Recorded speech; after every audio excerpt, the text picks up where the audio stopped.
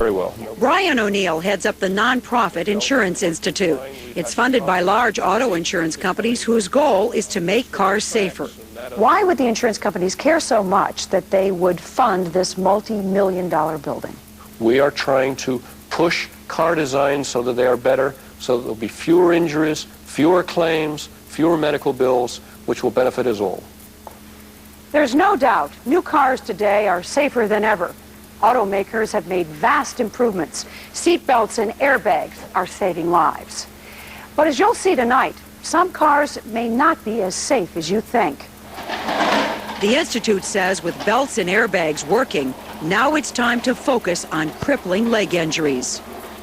I hit the brakes real hard, but it was too late. Donald Fazenbaker was in a head-on crash in December. A few years ago, he might have been killed. Now seatbelts and an airbag saved his life. But there's more to his case. This is the bottom of his right foot. He had a fracture of his heel bone. Dr. Andrew Burgess was the trauma surgeon on duty.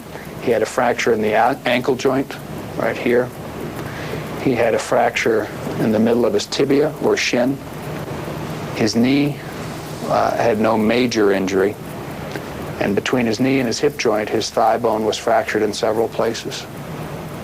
So he had 1, 2, 3, 4, 5 injuries between the central part of his body and his foot. And his other leg? It was severely broken too. I had a skin graft on this leg. The bottom part of my body wasn't protected. And because injuries like Donald's keep happening, the Institute wondered whether the government's safety test tells the whole story. This is the government's crash test. For more than 20 years, the government has been crashing cars like this, straight on into a wall, a good way to test airbags and seat belts. You see the bags working very well, the dummies, the movement is well controlled. This car passes the government test. Passes it with flying colors. The problem, O'Neill says, more than half of all real-world crashes don't happen that way. Walk through any junkyard and you'll see cars that hit off-center. And if you test that way, like the Institute is doing, in a way the government doesn't, the results can be alarmingly different. Once again, this is how the government test looks. This is the same car you just saw in the government test in our test, the Mitsubishi Galant. Look at the difference in its performance. Incredible. All of the cars are doing well in the government test now, but they're not all doing well in this test. What's the difference? In the government's test, the force of the crash is absorbed evenly across the full front of the car. In an off-center crash, or offset as it's known, the force is concentrated on just one side. O'Neill says although these pictures look shocking, the worst injury in this offset crash was not what you actually see. Once again, the seatbelt and airbags help protect the head and chest, but the impact drove the foot pedal area, the footwell, 12.5 inches back toward the dummy's legs and feet. The Institute says if this dummy had been a real person, he would not have walked away. At least one leg would have been broken. In the offset collision. And it's not just the Institute that is concerned. One of the world's most respected automakers has been warning for years that without offset testing, the government's program is flawed. Tom Beloga is a safety engineer for Mercedes-Benz. In an offset impact, you would have much more movement rearward because you're doubling the crash energy on the side of the vehicle that's impacted. And that was jamming rearward and causing injuries. In fact, even this U.S. government study obtained by Dateline suggests if you are wearing a seatbelt, offset collisions produce a higher likelihood of serious to fatal injuries than full frontal crashes. But the government doesn't require offset crashes, so up until now, consumers had no way of knowing which cars will protect you in that kind of crash. The Insurance Institute is starting to change that. Dateline was invited to watch the first ever set of comparative offset crash tests. Dummies are precisely positioned in the cars. A special grease paint is applied, different colors for different parts of the body. This way we can tell where shin impact was on the dashboard. Connections to more than 24 data channels inside the dummy checked and double-checked. A computer will record the forces on the head, chest, and legs. This computerized arm will measure exactly how much the driver's compartment is crushed, how much the footwell is driven into the legs. The Institute bought the brand new cars right off dealers' lots.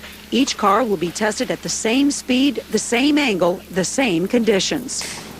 Dateline had no say on how the cars were chosen, tested, or evaluated.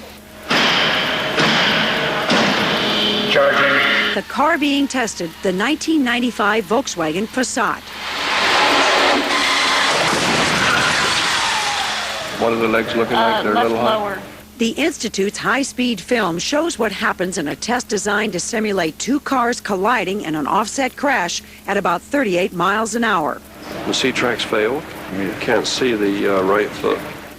The footwell area near the pedals is driven 14 inches back toward the dummy's legs. One bad leg? Yeah. So it's we may have a real bad left leg result. The numbers indicate a high risk the left leg and ankle are broken. This car, the new Chrysler Cirrus, meets government standards and is Motor Trend magazine's Car of the Year. 3, 2, 1. The Chrysler Cirrus was one of the worst performers.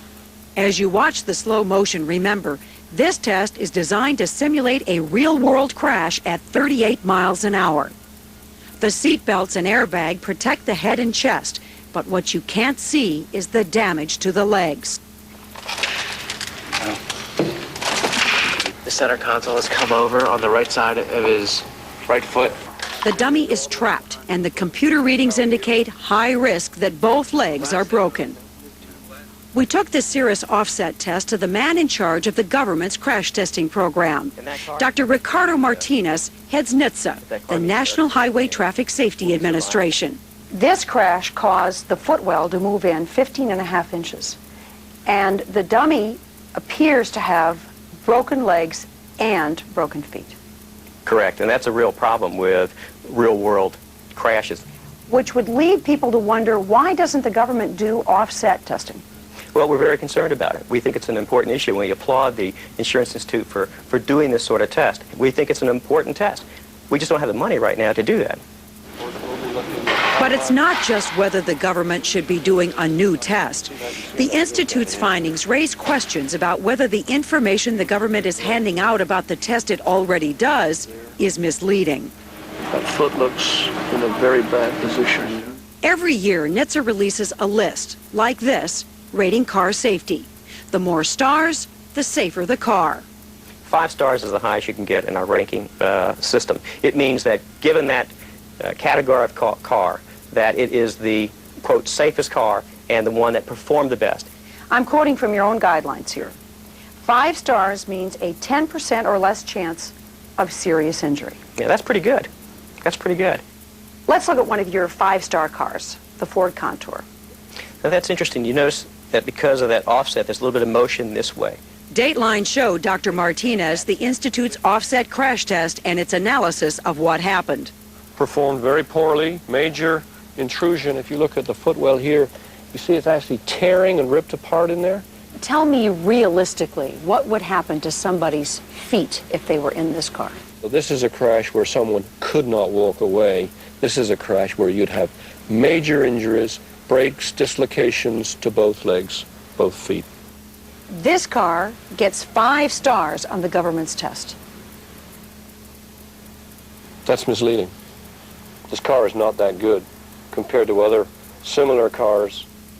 Is the government's 5-star system in this case misleading? Well, again, we think we can do better. There were lower extremity injuries and one that we have not taken into account in the star rating. The rankings for the 5 stars are based upon the head and chest criteria. But consumers don't know that. No, they don't. I assume that means my whole body, not just my head. Well, that would be a wrong assumption, wouldn't it? I mean, right now we're looking at head and chest, but what this car test shows is there's more at stake than just your head and chest. Buddy, are you ready? Yes, I am. So is it possible to produce cars that do well in both tests? The Institute says it's not only possible, it's found several cars that already do. Clear the runway.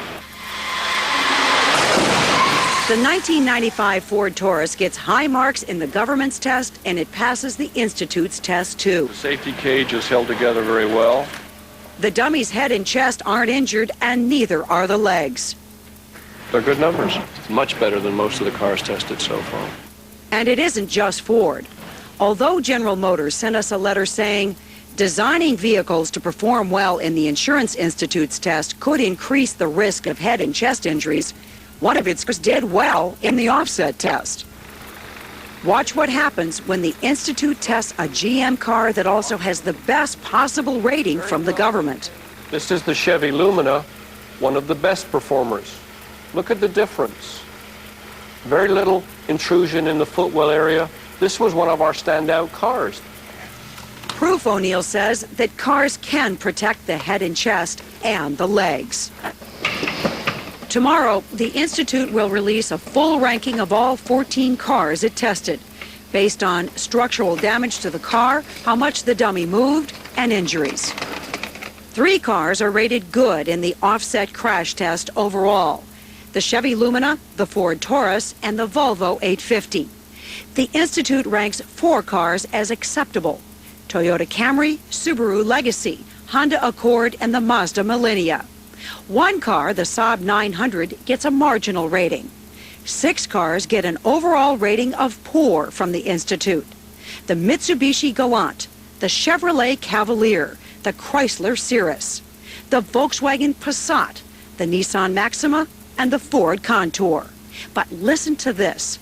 According to the government's rating system, those 3 cars got high safety ratings, 4 and 5 stars. But in all 6 of the cars the Institute calls poor in the offset test, if the dummy had been a person, he would have had a broken leg or a broken foot. There's some cars that are doing well in the government's test, very well in the government test, that are just doing disastrously in this test. If companies were to start to design cars to pass your test rather than the government's test, would that make cars less safe in a strictly head-on collision? Not necessarily so, but it would be a mistake if they did that. They should be designing their cars to do well in both tests. What do the automakers have to say? Well, the companies that make all 6 of the cars rated poor declined to comment on camera, most saying they needed more time to study the results and that it's a mistake to read too much into one crash test. Ford and Chrysler wrote us that the test speed was too high. Ford said the Institute is not impartial, and Chrysler said it ought to be up to the government to set testing standards. GM said damage to cars doesn't always mean injury, and there was too much emphasis on broken legs, not enough on its top priority, protecting the head and chest. And finally, the automakers stressed these points. They care about safety, have made huge investments to try to ensure it, and none of the test injuries was life-threatening. We should note, however, that despite their criticisms, the automakers all told us they're either studying or currently conducting their own offset